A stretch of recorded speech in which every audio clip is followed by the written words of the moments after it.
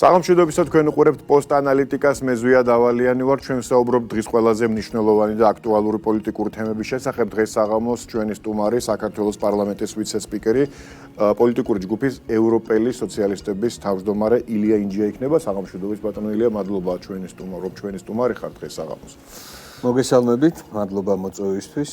დავიწყოთ დღევანდელი ცხელი პოლიტიკური თემების მიმოხილვა და დავიწყოთ იმით, რომ დღეს ევროკავშირის სპეციალურმა წარმომადგენელმა სანქციების საკითხში დევიდ ო'სალივანმა საქართველოს საგარეო საქმეთა მინისტრს ოფიციალურად აცნობა, რომ ყულევის ნავთობის ტერმინალი რუსეთის წინააღმდეგ სანქციათა მე-20 პაკეტიდან ევროკავშირის სანქციებზეა საუბარი ამოღებულია. ამით კიდევ ერთხელ ჩაუვარდა კოვზი ნაცარში ჩვენს რადიკალურ ოპოზიციას და მათ პატრონებს ევროპაში, მათ შორის გერმანიის ელჩს და კიდევ სხვათა და სხვათა ძმათა, რომლებიც რამდენიმე კვირაა კი არა და უფრო მეტიც გამალებულად და გააფთრებულად ცდილობენ, რომ როგორმე ყულევის ტერმინალი ევროკავშირის სანქციებში მოხვდეს, რათა ამით კიდევ უფრო მეტი ჩრდილი მიაყენონ თავიანთი გაგებით საქართველოს ხელისუფლებას და ქართულ სახელმწიფოს. მოდით შევაფასოთ ეს გადაწყვეტილება, რომლის შესახებაც დღეს გახდა ცნობილი.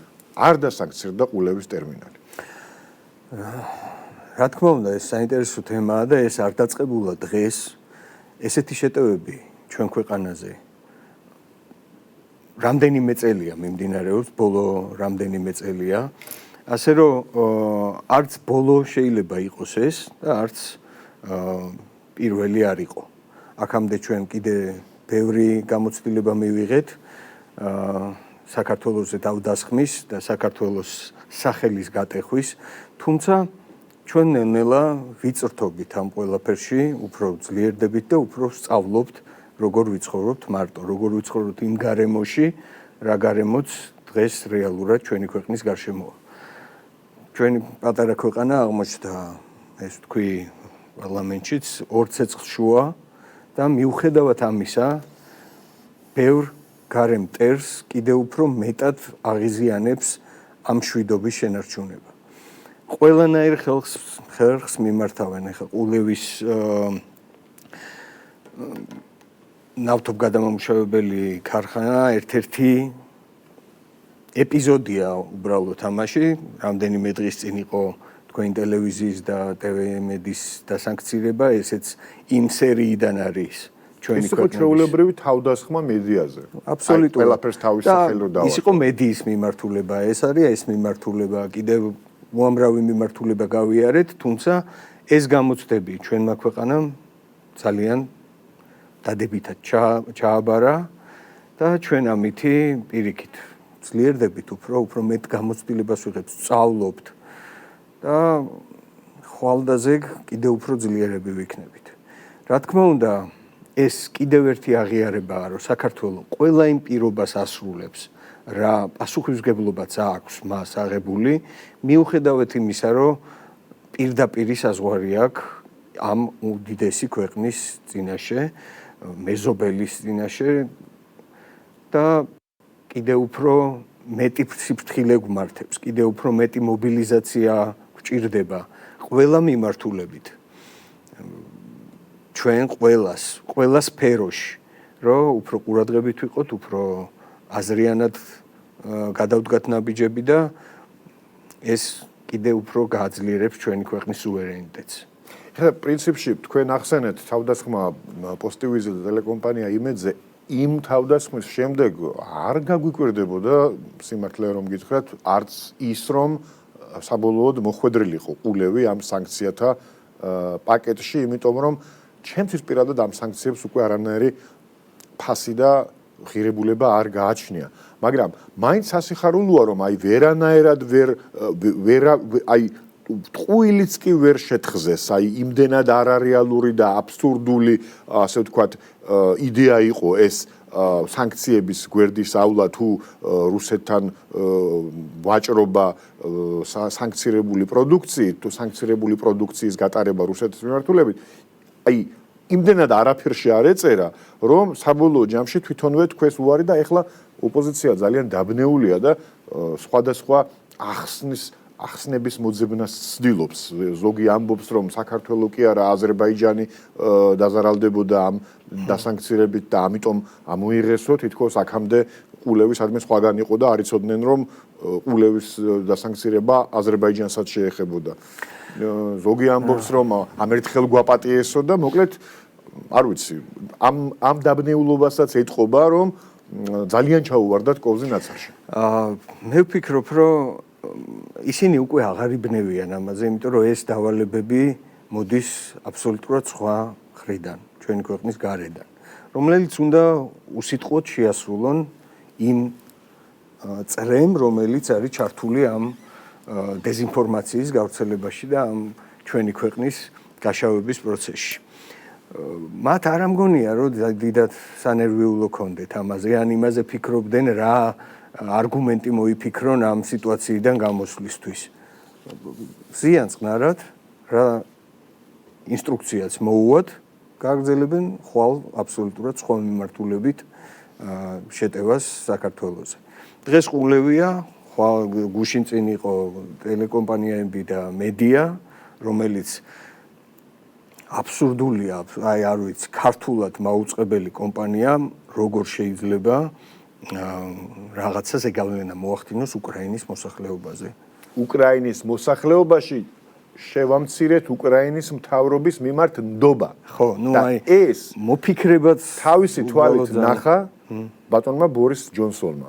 ყველა გადაცემას უყურებს. ნუ აი ბრიტანეთი ამხელა ქვეყანა, თურმე დღე და ღამე უყურებს ქართულ ტელევიზიებს და თარგმნიან ამას თუ პირდაპირ ესმით ქართული საინტერესოა. თან თვითონ ინფორმაციაც ძალიან საინტერესოა, ანუ რას თვლიან, ესე იგი, უკრაინისთვის საზიანო ინფორმაციად. უკრაინის ხელისუფლება რომ კორუმპირებულია და ეს რომ ვთქვით, ამას რომ ვამბობთ, ეს ამცირებს თურმე უკრაინის თავდაცვის უნარიანობას და ამას ამბობს ყველა. ყველა, აბსოლუტურად ყველა. ფაქტებს დებენ. ხო, რა ამაზე გამოძიებებს იწყებენ. უამრავი ხალხია დაჭერილი. თან ისე დაჭერილი კი არა, რომ სატელევიზიო იმითი გადაღებული. ნუ არ ვიცი ამას რა შეიძლება დაარქვას. უბრალოდ ეს კიდევ ჩვენთვის არის ის გამოცდილება, რომ ჩვენ და ის გასათვალისწინებელი ფაქტი, რომ ჩვენ ჩვენი საქმე უნდა ვაკეთოთ. ჩვენ უამრავი გამოწვევა გვაქვს ჩვენ ქვეყანაში შიგნით. როგორც ტერიტორიული მთლიანობის მიმართულებით, ეხლა ამხელა რეფორმებია მიმდინარე, ჩვენი ქვეყანა გვაქვს დასალაგებელი და ეს კიდევ ერთხელ ხაზს უსვავს, რომ ჩვენ საქმეს სწორად ვაკეთებთ, ჩვენი პოლიტიკა და ის გეზი, რომელიც მშვიდობაზე და კეთილდღეობაზე არის ორიენტირებული, ეს კიდევ უფრო უნდა გავაძლიეროთ, კიდევ უფრო ყურადღებით უნდა ვიყოთ და ჩვენი ქვეყნის შენებას უნდა უფრო აქტიურად მოვკიდოთ ხელი. სხვათა შორის რადიკალურ ოპოზიციაზე და მათ პატრონებზე როცა ვლაპარაკობთ, ალბათ გერმანიის ელჩი უნდა ვახსენოთ აუცილებლად, იმიტომ რომ ეხლა ჩვენი რადიკალებისგან უკვე არაფერი გვიკვირს, ისინი ერთ დღეს ერთ სიტყვიან, მეორე დღეს სიტყვიან, რომ გუშინაც მართლები იყვნენ და დღესაც მართლები არიან, როცა საპირისპიროს ამბობენ, მათ არც ლოგიკას ვთხოვთ, არც მათგან ბოდიშის მოხდას ელოდება ვინმე, მაგრამ ნუ ელჩი მაინც სხვა პოზიციის მქონე ფიგურაა და როცა ასეთ დონეზე ერევა ქვეყნის შიდა საქმეებში და რა ვიცი, კამპანია ქონდა ფაქტობრივად გაშაღებული ამ ყულევის სპორტთან დაკავშირებით. ახლა როცა გაირკვა, რომ ყველაფერი, რასაც ის ამბობდა, ყუილია და არანაირი ფაქტობრივი მტკიცებულება ამისი არ მოიპოვება, რა ვიცი, ჩუმად არის, არაფერს არ ამბობს. ეხლა არც ბოდიშს იხდის, არც რამე თუნდაც ახსნა განმარტებისთვის იწუხებს თავს, თუნდაც ისეთი რაღაც ყურით მოთრეული ახსნა განმარტებისთვის, რომ აი ამ ერთხელ გაპატიეთ.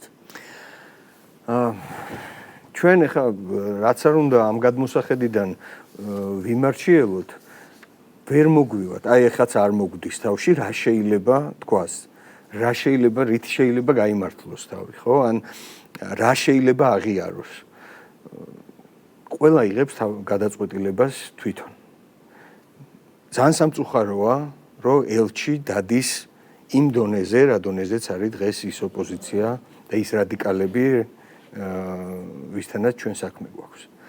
სამწუხაროა, იმიტომ რომ ჩვენ ქვეყნებს შორის ურთიერთობა მეგობრული ბევრ წელს მოიცავს და ეს არ დაწყებულა გუშინ.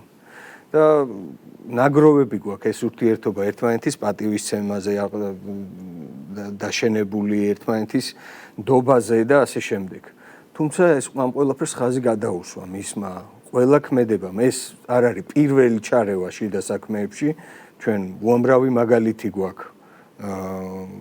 რამდენად ის ერეოდა 9 აპრილს იყო მე მგონი მისური რუსთაველზეც რაღაცა გამოხატა იქ მხარდაჭერა იმ რადიკალების მოშიმშილე რადიკალებთანაც აბსოლუტურად უამრავი მაგალითი გვაქვს. ბოლო მაგალითი გავიხსენოთ, თუნდაც აგერ ქალბატონ ლომჯარიას შეხვდა.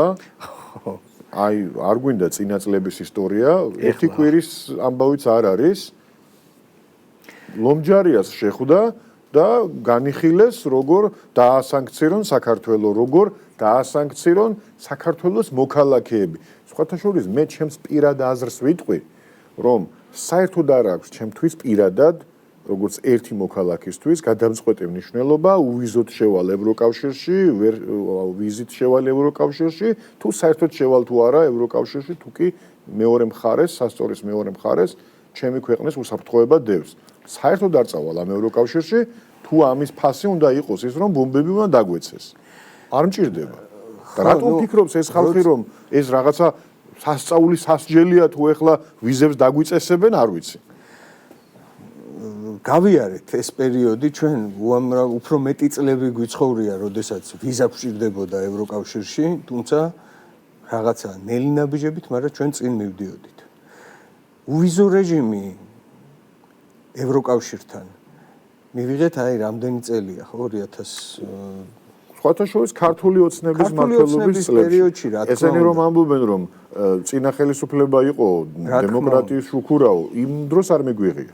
აი ეხა მივიღეთ. შევეჩვიეთ ამას და ამითი ჩვენ არაფერი არ დაგვირღვევია, არაფერი არ გაგვიფუჭებია. უბრალოდ კიდევ უფრო დავახლოვდით იმ ადამიანებთან, ისინიც უფრო ახლოს გვიცნობენ და ეს ურთიერთობა პირიქით დადებითისმეტს არაფერი არ მოუტანია დადებითისმეტი. ამას რატო იყენებენ შანტაჟის იარაღად, არ ვიცი. და თუ ვინმე ფიქრობს, რომ ამითი შეიძლება შეგვეშინდეს იმის მერე, რაც გავიარეთ და დღემდე როგორ მოვედით, ნუ არასწორად გვიცნობს, არასწორად წარმოუდგენია ვისთან აქვს საქმე.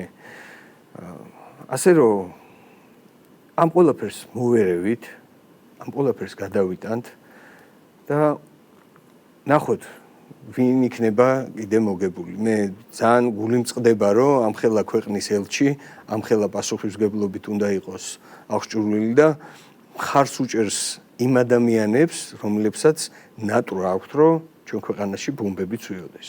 ეხლა ეს ნატურა რომ ნამდვილად აქვთ, მოდი კიდევ ერთხელ შევახსენოთ საზოგადოებას და მოვიტანოთ კონკრეტული მტკიცებულებები, აი თუნდაც ეხლა დავანებოთ თავი რუსეთ-უკრაინის ომს. ხომ ამბობენ, რომ თეთრზე შავიაო, ჩვენ არ გვითქვამს, რომ უკეთესია ბომბები გვაწვიოდეს თავზეო, ჩვენ არ გვითქვამს, რომ მოხალისეები გავგზავნოთ უკრაინაშიო. თქვენს და ამბობენ არ გვითქვამსო, მაგრამ აი ეხლა თუნდაც აი ისევ ბოლო რამდენიმე დღის ისტორიას გადავხედოთ. რადიკალური ოპოზიციის რამდენიმე წარმომადგენელმა მაშინ როცა ჩვენს უშუალო სამეზობლოში გაჩაღდა კიდევ ერთი და შესაძლოა კიდევ უფრო სისხლიანი და მასშტაბური ომის კერა. უფრო საშიში ამხელა. უფრო საშიში ჩვენთვის, იმიტომ რომ გეოგრაფიულად ირანი ჩვენთან უფრო ახლოს არის, ვიდრე უკრაინა ბოლოს და ბოლოს ყველაფერს თავი დავანებოთ. და ამ სიტუაციაში გამოდიან და ფაქტობრივად საქართველოს მოუნიშნავენ უცხო ქვეყნებს როგორც სამიზნეს. მაგალითად, ქალბატონი თინა ხიდაშელი გამოდის და ამბობს, რომ საქართველოში არის სასწავლებელი, სადაც ტერორისტებს ამზადებენ. ბატონი კანდელაკი კვლევას ატარებს, თურმე კვლევარიც ყოფილა ყველაფერთან ერთად. ძალიან მრავალმხრივად განვითარებული პიროვნებაა. კვლევა ჩაატარა, სადაც წერს, რომ საქართველოში არის სასწავლებლები, რომლებიც რადიკალურ ისლამს ქადაგებენ და იმართებიან ირანის მიერ თუ ირანის ხელისუფლების მიერ. მოკლედ ხო, ნუ ხელი ამაზე ხა რა კომენტარი ხუხაშვილი ადამიანები სულ ახალი ამბავი, ბატონი გია ხუხაშვილი საერთოდ გვაშინებს, რომ საქართველოში აუცილებლად იქნება ტერორისტული აქტები. ხო, აი ხა ხედავთ, რამხელა ფასი აქვს მშვიდობას. რაც უფრო ძლიერია ჩვენი ქვეყანა და რაც უფრო რთული ვითარებიდან ინარჩუნებს ამ მშვიდობას, მით უფრო მეტი ტრები და მეტად სამიზნე ხდება როგორც შიდა, ასევე გარე ტრებისგან. ეს ადამიანები არ ამგონია, რომ ვერ ანალიზებდნენ თავიანთი განცხადების ხიფათს ჩვენი ქვეყნის მიმართ. და აბსოლუტურად სწორია, რომ რეაგირება ის რომ გამოძიება დაიწყო, ის რომ დაკითხვა, დასაკითხია ეს ხალხი ეს ინფორმაცია საიდან მოიტანეს, რა არგუმენტები აქვთ ამას რომ ამბობენ, ვისთან აქვთ კავშირი, ვისგან მოждდით მსგავსი ინფორმაციის გავრცელების ინსტრუქცია, ეს აუცილებლად უნდა იყოს დადგენილი, გამოკვლეული და სახელი უნდა დავარქვათ ყველა იმ ქმედებას, რომელი ქმედებაც ჩვენ ქვეყანას საშიშროებას უქმნის. და ეს ასეთ დროს, როცა ასეთი დიდი ქვეყნები ერთმანეთის პირისპირ დგანან და ცეცხლის ალში არიან გახვეული, რომელიც კიდე უფრო დიდდება ეს ომის საზღვრები და ჩვენ არა ვართ შორს. ეს ხდება ჩვენ ყურის ძირში. იმის მაგივრად, რომ მაქსიმალურად მობილიზებულად ეხა სიმშვიდეზე ფიქრობს ყველა ნებისმიერი პოლიტიკოსი იქნება ეს მეცნიერი თუ მოქალაქე კვლევარი. ნუ ეს არის ცეცხლზე ნავთის დასხმა, ეს არის ყალებში ვიყენებ ამ სიტყვას, როცა ბატონ კანდელაკზეა საუბარი, მაგრამ ნამდვილი მკვლევარებიც ხო გყავს? კი, ნუ ეს თვითონ უწოდებენ თავის თავს, ხო? მსგავსი შეფასება და მსგავსი სტატუსი თვითონ ხო, მე აქამდე არ ვიცოდი თუ მკვლევარიც იყო და აი მკვლევარიც ყოფილა და აი გამოიკვლია რომ თურმე ასეთი პრობლემა ყოფილა საქართველოში. ახლა უნდა გავერკვეთ არგუმენტები რა არის ამ კვლევის. და ძალიან ნიშანდობლივია ისიც რომ როგორც კი მათ იბარებენ შესაბამის უწყებებში იმისთვის რომ დაასაბუთონ ან განმარტონ რას გულისხმობენ, საიდან აქვთ ეს ინფორმაცია, იქნება და მართალს ამბობენ, იქნება მართლა რამეს ასწაული ხდება და ჩვენ არ ვიცით. მაშინვე იწყებენ უარყოფას იმის რაც გუშინ თქვეს. ქალბატონმა ხიდაშელმა ბრძანა რომ არსად არ მithქვამსო. ესე იგი, სამ მარტს თქვა რომ ტერორისტებს ამზადებენო საქართველოშიო, რომელიღაც სკოლაში და 8 მარტს უკვე ამბობს რომ არსად არ მithქვამს რომ საქართველოში ამზადებენო. ბატონმა ხუხაშვილმა რომ თქვა რომ შეიძლება საქართველოშიო ტერორისტული აქტების სერია ვიხილოთო, ესე იგი საგამოძიებო უწყებაში დაბარების შემდეგ თქვა რომ არა მე საქართველოს არ გულისხმობდიო. აბა ეხლა ავღანეთს თუ გულისხმობდა, ჩვენ ეხლა საუბრობდით ყულევზე, ხო? რითი განსხვავდება ეს ყველაფერი ერთმანეთისგან? აი რა იგივე შეტევა არის ჩვენ ქვეყანაზე, ხო? როდესაც შენიძახი რომ ქვეყანა ჩართულია რომ სანქციებს თავი აარიდოს სანქცირებულმა ქვეყნებმა და ამაში მონაწილეობას იღებს. აი ზუსტად ესეთი არგუმენტებით შეიძლება იყოს მერე პასუხი გაცემული, თუნდაც გერმანიის ელჩისგან, თუნდაც ნეაგერ ხო ხედავთ ახლა ხო ეს რეალობა. ასე რომ შევეჩვიეთ ამას, გავიზარდეთ ამას ამისთვის. ეს ერთი და იგივე ნარატივი, ერთი და იგივე ხერხით ბრძოლა სასაცილოა. ჩვენ უბრალოდ სიმშვიდე უნდა შევინარჩუნოთ, დავარქვათ ყველაფერს თავისი სახელი და არ უნდა გავატაროთ არც ერთი მსგავსი ფაქტი რეაგირების გარეშე. და ჩვენ აუცილებლად შედეგებს მივიღებთ. და ეს შედეგი დღესაც ჩანს. ჩვენი ეკონომიკური მდგომარეობა, ჩვენი ის მშვიდი ცა, რომელიც ასე გადატვირთულია და კიდე ერთხელ ხას უსვავს, რომ რა ფასი აქვს ამ მშვიდობის შენარჩუნებას, თუმცა ეს იმ პასუხისმგებლობას კიდე უფრო აძლიერებს, რომ ამ ყველაფერს უფრო მეტი ძალით უნდა შენარჩუნება და უფრო დიდი დაცვა ჭირდება. დარწმუნებული ვარ, რომ ჩვენ ამას შევძლებთ ყველა ერთად. ის ადამიანები, რომელიც ამ პასუხისმგებლობას იღებენ თავის თავზე. აი, ეხლა გამახსენდა კიდევ უმცროსი გუბას სანიკიძის კომენტარი ამ ყულევთან დაკავშირებით, რაც ალბათ კარგად ასახავს გუბას სანიკიძის კი არა, გუბას სანიკიძის ვაჟის, რა ქვია გუბას სანიკიძის ვაჟს? მოკეთ, გუბას სანიკიძის, ლევან სანიკიძის უმცროსის კომენტარი ამ ყულევთან დაკავშირებით. საიდანაც ძალიან კარგად ჩანს რა იყო მათი მიზანი და ზოგადად რას ისახავდა ეს ყველაფერი მიზნად, რომ ესე იგი არა უშავსო რომ არ დასანქცირდაო, რეპუტაციული ზიანი ხომ მაინც მიიღო ქართულმა სახელმწიფომო. ანუ ეს იყო მათი მიზანი, რომ ქართულ სახელმწიფოს გამართლდა და ამოიღეს და მადლობა გადაუხადა გერმანიის ევროპის იმან საქართველოს რომ ვინარჩუნებთ და ვასრულებთ პირნათლად იმ ვალდებულებებს ეს რა შვება ჩვენს რეიტინგს ამცირებს ეს მისი აზრით ანუ პიარულად თითქოს მაინც მცირე გამარჯვებას მიაღწია, იმიტომ რომ შეიძლება ვიღაცამ ნახა პირველი ნიუსი და მეორე, ხო? ანუ გაფუჭებული თევზის ეფექტს რასაც ეძახიან მედიაში, რომ მე შენ რაღაცას დაგაბრალებ, მერე ბოდიშს მოვიხდი, მაგრამ შეიძლება ბოდიში ყველამ არ ნახოს და პირველი ბრალდება უფრო მეტმა ადამიანმა ნახოს. ამით რეპუტაციული ზიანი მაინც მიყენებულია. ერთგვარი. ხა ამ საზომით თუ ამ საზომის იმედზე თუ არის ვინმე ფაქტია შედეგიც რაც აქვს რა. ხო, შედეგი აქვს ის რომ მაგალითად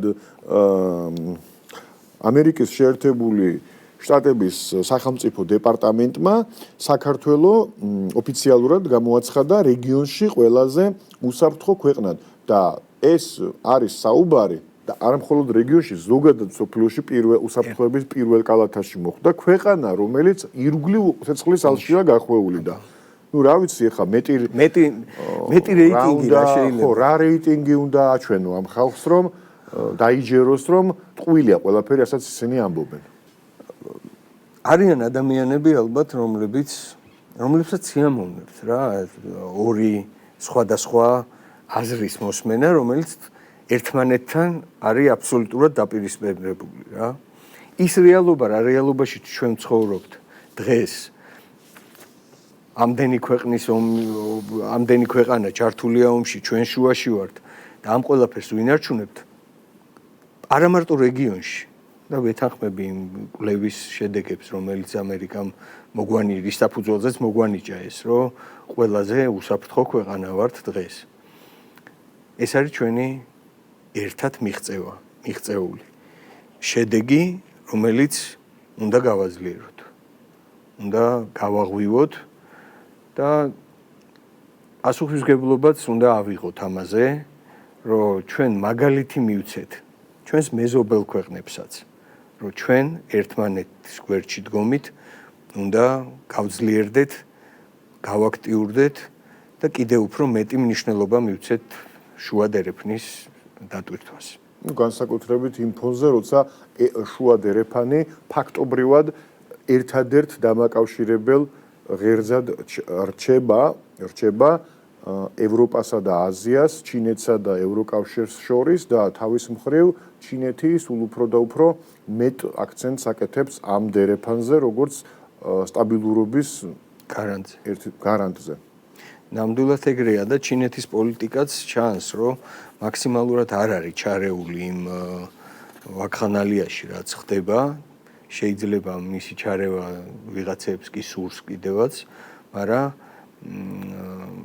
ის აბსოლუტურად მშვიდად თავის საქმეს აკეთებს, თავის ქვეყანას აშენებს, თავის ეკონომიკას უვლის და კიდევ უფრო მეტ როლს თამაშობს მშვიდობის შენარჩუნებაში და ძალიან დადებითია, რომ ჩვენ მათთან გვაქვს სტრატეგიული ხელშეკრულება და ერთ-ერთი მნიშვნელოვანი როლია ჩვენი და ჩინეთის ურთიერთობა ხვალინდელი ჩვენი განვითარებისთვის. ოპოზიციაზე ვთქვათ კიდევ ორი სიტყვა. ესე იგი არ ეშვება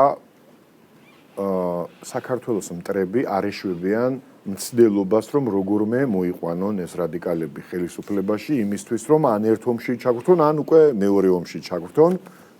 ხან უბრძანებენ დაიშალონ, ხან უბრძანებენ ერთმანეთი გააკრიტიკონ, ერთმანეთი უარყონ, ხან უბრძანებენ რომ ისევ გაერთიანდნენ.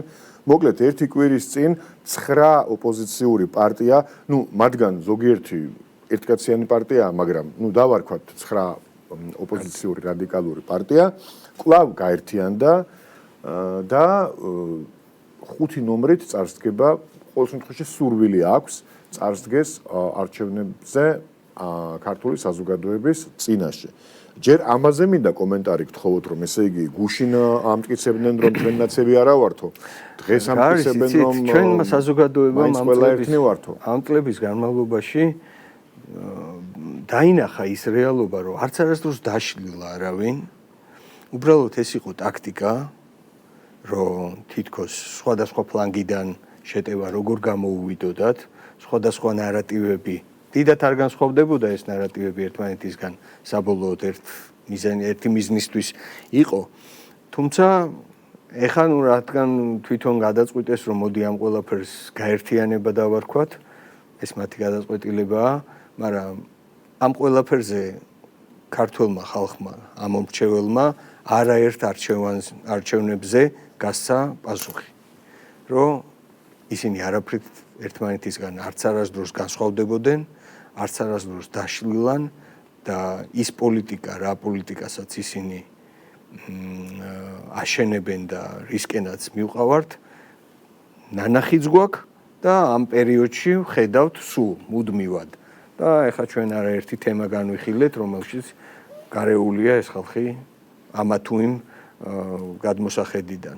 ყველას თავისი როლი აქვს და ესეც ნაწილია იმ სპექტაკლის, გინდა გაერთიანება, გინდა დაშლა, ადამიანები არ იცვლებიან, ერთი და იგივე სახეებია, რომლებიც ერთი და იგივე პოლიტიკას ატარებენ ამ ქვეყანაში.